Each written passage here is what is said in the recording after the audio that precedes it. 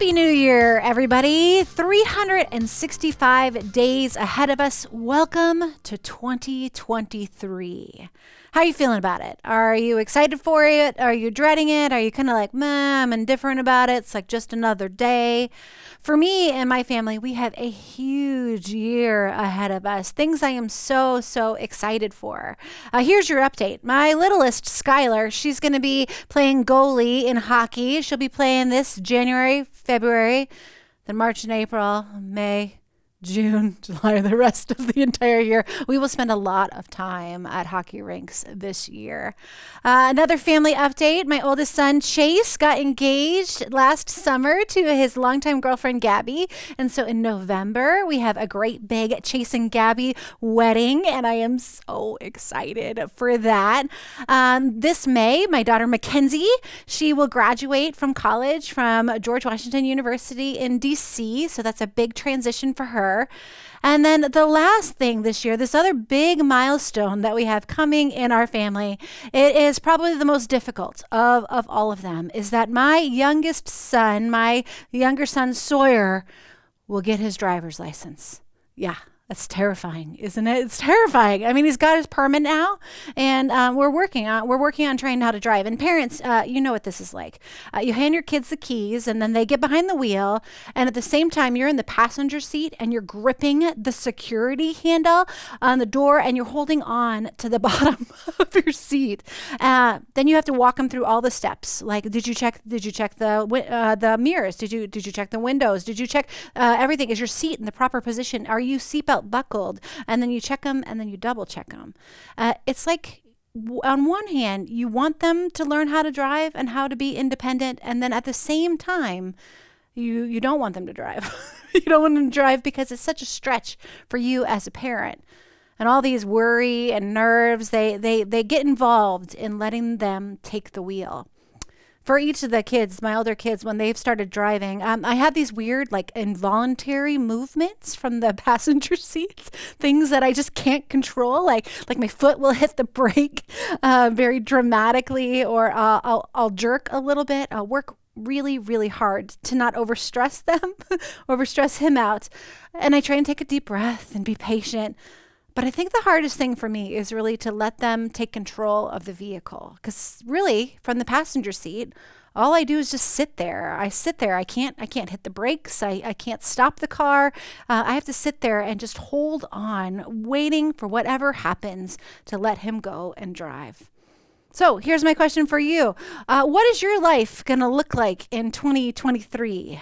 Do you have some big milestones coming up this year? Do you see what's coming in your life? And do you have this image on what you want your life to look like this year? Or maybe you've got some goals, maybe some things that you really want to hustle for, you really want to intend to do, or maybe it's the tough stuff. Maybe you had something bad happen over the holidays. You got some tough news, and now you're not sure exactly what is in store with 2023. Or maybe, a loved one of yours has been struggling for a long time with a tough diagnosis, and you're just hoping that they make it through this entire year. Or maybe something is exciting, like you've got a trip planned that you've been wanting to take for a really long time. Or maybe you're just dreaming up all the possibilities of how to spend your time in these next 365 days. Or maybe you've been dreaming of a different sort of life, like an improved life, like the one where you finally accomplish all the stuff and you have all of your dreams fulfilled in this next year. Have you ever driven by a house and looked at the house and then just wondered for a little bit of a moment, just had a little bit of a daydream about what it would be like if you lived there? Or have you ever looked on someone's profile on Facebook or Instagram and wondered what it would be like if your life just looked more like theirs? Or you ever wonder what your life would look like if you had a different career or a different car or maybe a different spouse, or what kind of person you might be if you finally got those ripped abs, or if you looked at your retirement fund and it was thriving? I sometimes think that if I wasn't a pastor, I would probably be a barista. Barista is really honestly my dream job, because the smell of coffee would be in the air, and people would come in and I would make their day just a little bit better with a smile and like a $15 latte and a little chit chat of encouragement. and then there'd be talking or they'd be working on their projects at one table. And at the end of the day, I would just clean up that whole coffee shop, and then I would leave. And then I would not think about it again until I came back for my next shift. I might be a barista someday. I think we all look at different parts of our lives and we start to think, I wish I did that differently, or I wish this relationship was different and less challenging, or I wish this part of my life kind of looked a little bit differently. Or sometimes there's things from our past that kind of get drug up into our future. We wonder if that thing is just going to haunt us for the rest of time, or we wonder if we had a different life, or what would it be like if I had a new life? It's a time of year when we all seem to have just a little bit of extra motivation, like a little extra push forward, like a little extra boost as we move forward into what feels like the blank slate of an entire year. In 2023, it's full of all of these possibilities. It's all this open-ended time in front of us. Now, I'm the kind of person that likes to pick a word sometimes for the year ahead. It's in the past, it's been something like generosity or courage or wellness. The year that I moved to Alexandria, my word was brave. I wanted to live into a brave life and taking this big move with my family. I'm also the kind of person that makes New Year's resolutions.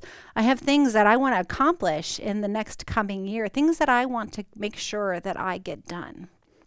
Here's the truth about New Year's resolutions. Studies say that 70% of you actually make New Year's resolutions. And the same studies say that 30% of you decide not to make New Year's resolutions because you think that you won't be able to keep them. So that's an active decision on your part. But here's the truth that these studies say, that 20% of your resolutions will fail after the first week, 40% will fail after the first month, 50% after the first 3 months, 60% after the next 6 months, and 92% of New Year's resolutions fail before the year is even over. This is something that we kind of know is true in our society, in our personal lives. There's a whole bunch of memes that talk about this. Like this one with Maury Povich said, "You said that you would stop eating junk food for your New Year's resolution. The lie detector determined that was a lie." Or this one, "I'm opening a gym called Resolutions. It will have exercise equipment for the first 2 weeks, and then it will turn into a bar for the rest of the year." Or this one, "Dear New Year's resolutions, well, it was fun while it lasted. Sincerely, January 2nd. Or this one, "My New Year's resolution is to stop procrastinating. I'm not going to start until next week, though." We joke, right? But we all want to look for things to be better in this new year, in this blank slate that we have in front of us today. We all kind of want to get a new life, these things that we want to improve our lives in. We want to hustle and strive and achieve and conquer and be awesome in this new year. Here's a list of the most popular resolutions that people make every year. Exercise more, lose weight, get organized, learn a new skill, live life to the fullest, whatever that means. Save more money, quit smoking, spend more time with friends and family, travel more and read more. For me, when I read this list, I actually feel very seen. I feel like I try and put a lot of these things on my list year after year after year. And the odds are that they're on your list too. But I'll be honest, if I look at this list, it exhausts me. It just makes me so darn tired to look at this list. To think of adding something more to my plate or more to my life makes me anxious to think of where I'm going to put these things in my very busy schedule. And it makes me feel bad that I'm probably going to fail again. It's kind of like Einstein's definition of sanity is doing the same thing over and over again with expecting different results. But year after year, we try it again and we try it again. We think maybe this will be the year that I end up in that 8%. And as humans, let's be honest, we've been doing this forever because we're creatures who are built. There's some part of our wiring that is made to move forward, thinking achievement is going to get us there, whatever there is.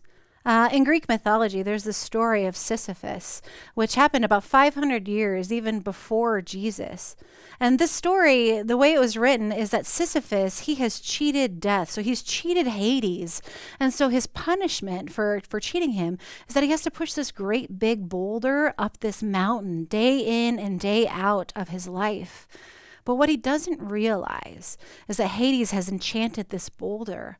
And just when he's going to hit the top, the boulder rolls its way back down the mountain, which ends up consigning Sisyphus for an eternity of pushing this effort, of this useless effort, and just unending frustration. Remember a time back when we would ask the people a question, well, how are you? And they would say, well, I'm fine. And now I think when we ask the question, how are you? Most people I know say, I'm busy. I'm busy. Anyone else feel like Sisyphus in their lives? Like we live in this world that tells us our life is made up of achievement. And so we're all pushing these giant boulders up the hill just to kind of no end. Think about it for a second. In our country, when we write obituaries, those letters we write at the end of our death that kind of outline our lives, when we write, we focus on people's accomplishments and never really on their character. We go through a list of places that they have traveled to, or children that they have raised, or places that they've worked, or trips that they've taken.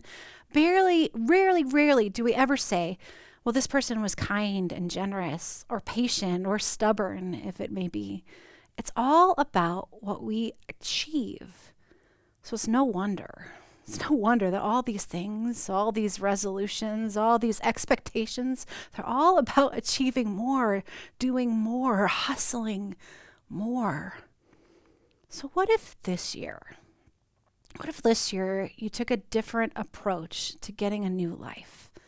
Instead of making a giant resolution list or hustling and pushing that rock up the hill again, what if this year, instead, you choose a different posture? What if this year you leaned into God? What if this year you decided just to let go?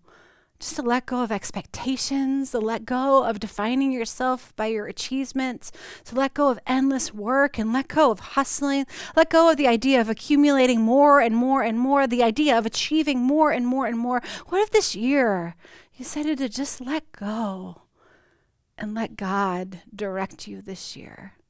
What if you let God drive? If you're like me and you call yourself a Christian, I think I'm letting God drive all the time. But then it's like when my son's in the driver's seat of the car, I just keep wanting to sit there and say, I trust God to work this out for me. But I have 5 steps on how I'm going to do it. Or I keep reaching for and grabbing the wheel or the keys back. I keep sitting in the passenger seat, pumping my leg, trying to control the direction that God is taking my life. I keep reaching for the wheel. But here's the truth. If you want life change, or if you want to change your life, then it's not about the hustle. It's about the surrender.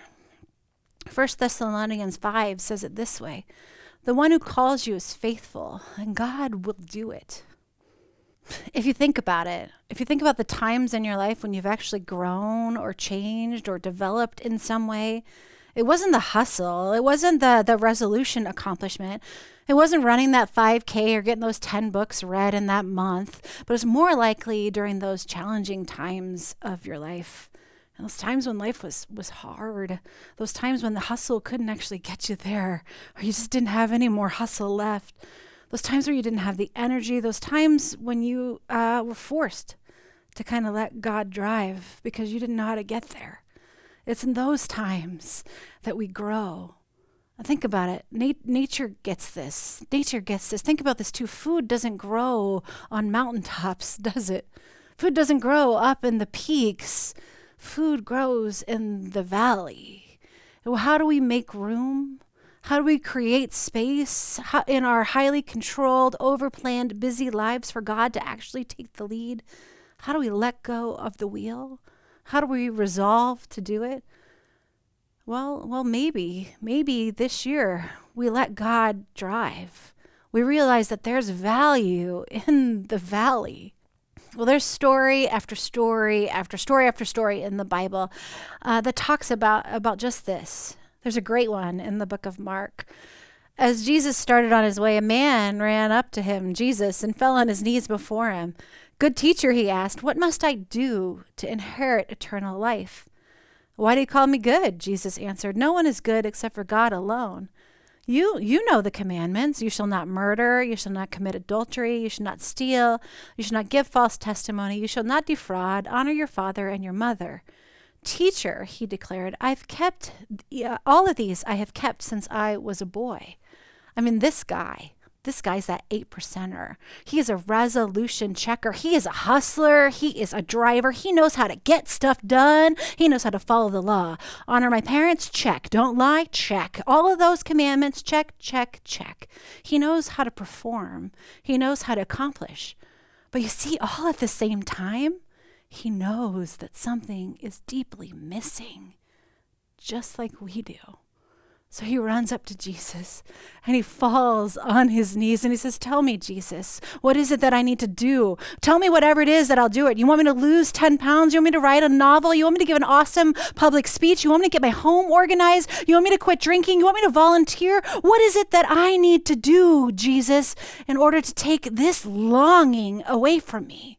Something's missing. Something's not right, and I feel it all the way in my bones. Just tell me, Jesus, what it is that I need to do. Well, then Jesus looks at him, and he loves him. And Jesus says, the one thing that you lack, go and sell everything you have and give it to the poor, and then you will have treasure in heaven. Then come and follow me. And at this, the man's face fell, and he went away sad because he had great wealth. Jesus looked at him and loved him. He looked at him and his heart broke. He looked at him and he saw how much this guy was depending on his own ability. He saw both the hustle and the exhaustion. He saw both the accomplishment and the burden. He saw both the work ethic and the mental load. He saw both the status and the struggle. He saw all of it that this guy was carrying. He saw all of it. And how he saw this, how this guy didn't get it because he was trying to save himself. And what does Jesus do? Jesus invites him to let it go. He invites him to surrender. He invites him to lay it down. He invites him to cease striving. He invites him to just be loved for exactly who he is. To come and then follow him, to let Jesus drive, to let Jesus take the keys and run his life. He says, let Jesus take the wheel and go and guide him. But this guy, he goes away sad because he just can't do it. He just can't stop the hustle. Or another great story that Jesus tells in the book of Luke about an older man. The ground of a certain rich man yielded an abundant harvest, and he thought to himself, what shall I do? I have no place to store my crops. Then he said, this is what I will do. I will tear down my barns, and I will build bigger ones, and there I will store my surplus grain. And I'll say to myself, you have plenty of grain laid up for many years. Take life easy, eat, drink, and be merry. But God said to him, you fool, this very night your life will be demanded from you. Then who will get what you have prepared for yourself? I mean, look at all the self-reliance in this story. I will do this. I will pull down my barns. I will build new ones. I will say to my soul, this rich farmer, he is flush in his knowledge of self-help books and blogs. He's got his planner and his Slack and his Evernote all aligned, and he's checking off things on his to-do list. He has got it all. He thinks he's got it all taken care of. And once he takes care of it all by himself, then he can live it up. He just doesn't get that it's not about doing more, because it's never been about doing more. The problem is that we just keep trying to take back the work all onto ourselves. We try taking the load that Jesus takes on himself, and we try and put it back on our shoulders. We just keep reaching for the wheel over and over and over again. We try to hustle to be seen for our accomplishments or our looks or our resumes or our bodies or our bank accounts. We keep trying to make ourselves and our lives enough instead of realizing that we already are. That we've already got it all. We don't need to wait for a new year to roll around. This new life that Jesus has for us, it's available daily, hourly. It's this weekly thing that God does within us. We keep thinking that there's more that we need to do in order to be worthy, that there's more that we need to do in order to be loved, that there's more that we need to do in order to be seen. There's more that we need to do in order to not feel so lonely, that there's more that we need to do in order to be forgiven, that there's more that we need to do in order to be important, that there's more that we need to do in order to be accepted. But friends, here's the truth of it. This is the gospel. There's not anything more that you need to do. I'm going to say that again so you believe it. There's not anything more that you need to do. In Jesus' last words on the cross, he cried out, "It is finished." But in the Greek, it's tetelestai, which means to accomplish, to be filled. It is finished. And it's even more complicated because it's in the Greek perfect tense in there, which better translates actually, it is finished and it will always continue to be finished. God's work is done. Jesus did the hustle for all of us so we can stop pushing stones up mountains. You want a new life? God's in the business of making all things new. Not just on New Year's, not just in the new January part of the year, but in every single minute, every single moment, every single hour of your life. You are always constantly being made new. 2 Corinthians says, "Therefore, if anyone is in Christ, the new creation has come. The old is gone and the new is here." That means you are worthy now. You are enough now. You are whole now. You are loved now. You are important now. You are seen now. Jesus looks at you and he loves you. You have nothing to prove, nothing to earn, nothing to gain, nothing to lose. So if you want to live a new life this year, a different life than you have in the past years, just give God the keys. Quit taking them back. Can you imagine the adventure you get to have when God is driving your life? Oh, there's a mountain over here, a valley over here. Let's go past some still waters on our way. Places that you've never expected. This abundant life that God has planned for you and for me. This purpose, this calling, this vision. What lies ahead? What beauty and reconciliation, what freedom that 2023 can bring. Give God the keys this year. Let him drive. God's got you in everything, in every day, and always. Amen.